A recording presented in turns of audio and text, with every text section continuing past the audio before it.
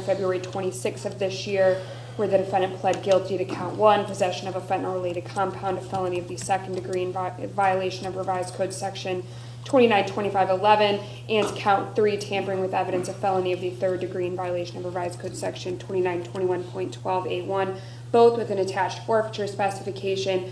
The court ordered an updated pre-sentence report and continued bond and scheduled sentencing for today. Bond was subsequently revoked after the defendant failed to report to the Adult Probation Department after the change of plea. The state at this time is prepared to proceed with sentencing. Mr. Fatiga. Good morning, Your Honor. I've had the opportunity to review the PSI. We're ready to go forward. Go ahead. I'd like to highlight, first of all, I'd like to acknowledge that Mr. Ashley does have some criminal history as well as juvenile history. The only thing that's close to being an offense of violence is a 2012 burglary adjudication in juvenile court.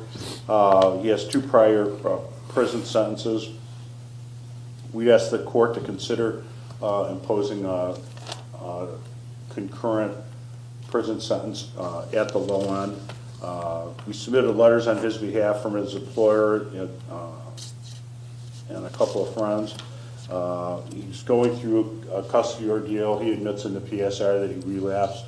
He thought he could maintain with only occasional use, and that wasn't the case.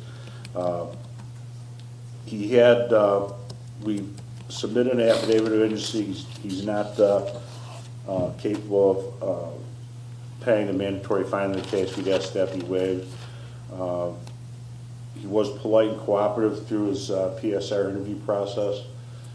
We asked the court to consider releasing his bond. I understand the bond was revoked when he didn't go for his PSR. Thank you, Your Honor. Mr. Ashley, what do you want to tell me? I just want to tell you that I'm sorry. Drugs have been a big part of my life. I apologize to my girlfriend, my kids, not only myself. It's been tough, man. Every time I do drugs, I think I can do it. I break down. It's really hard for me. And in a sense, though, I'm happy to be here. You know what I mean? Like, because I should be dead, you know, and it's hard to get it out. I apologize, but I feel like I'm breaking down.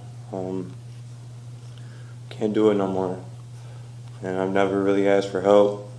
And this draws the line, you know what I mean? I keep bumping my head harder and harder and harder. And I don't think, if this ever happens again, I don't think I'll be here.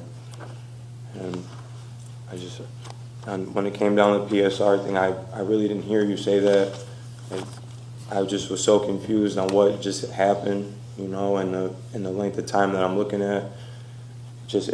I didn't hear anything, you know. I just kind of was in the air, and I really apologize for that, because I feel like I should be coming from home to here instead of doing it from jail. Well, if you got a drug problem all these years, why didn't you do something about your drug problem? I was sober for like about 2 years. I came home. I was going to AA on my own. I was fine. My girlfriend was helping me too. She's been sober for 7 years.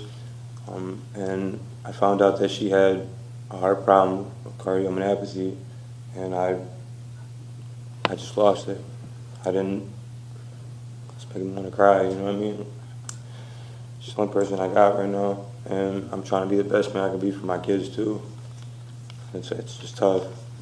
And I just thought I can go the route to say I can try to do it here and there, or I was trying to hide it from her, you know, and I kind of went AWOL with that, and here I am. You thought you could do what now and then? I'm sorry, I didn't hear you. You thought you could do what now and then?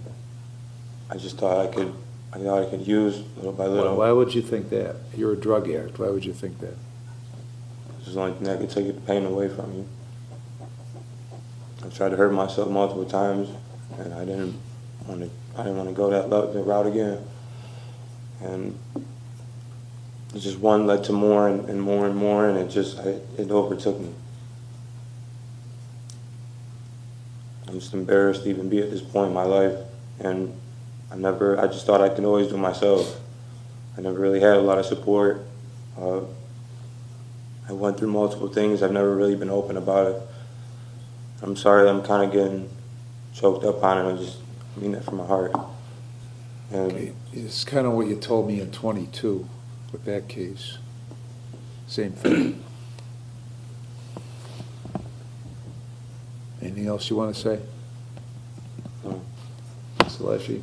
Thank you, Your Honor. The state is asking for 4 years mandatory time on count one, not including any indefinite time under SB 201 and any time on the tampering to run concurrent with those mandatory 4 years. The defendant has a lengthy criminal history, both as a juvenile and as an adult.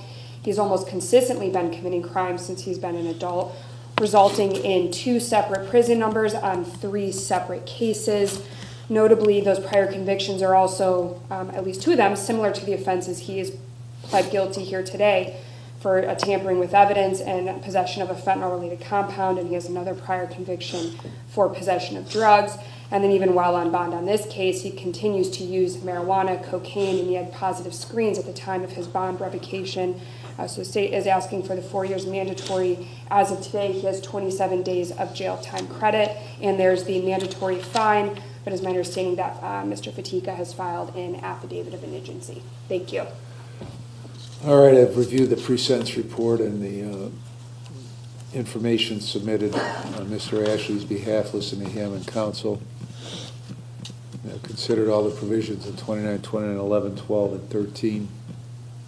On count one, I'm going to sentence you to a definite minimum of 3 years up to an indefinite maximum of 4.5 years in prison. On count two, and that's mandatory. Count two, 36 months in prison. That'll be concurrent to count three, 36 months concurrent. Credit for 27 days.